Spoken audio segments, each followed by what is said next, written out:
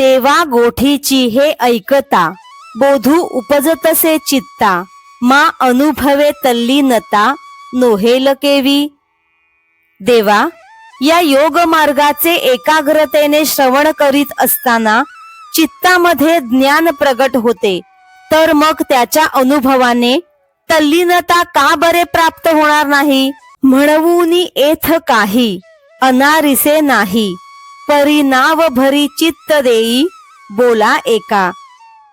म्हणून तुझ्या सांगण्यात काहीही खोटे मानण्यासारखे नाही, परंतु माझ्या बोलण्याकडेही क्षणभर लक्ष द्यावे. आता कृष्णा तुवा सांगितला योगू, तो मना तरी आला चांगू, परी न शके करू पांगू, योग्यतेचा.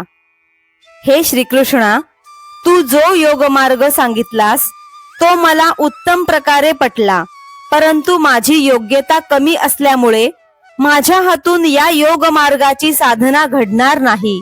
सहजे अंगिक जेतुले आहे, तेतुलियाची जरी सिद्धी जाये, तरी हाची मार्गू सुखोपाये, अभ्यासीन.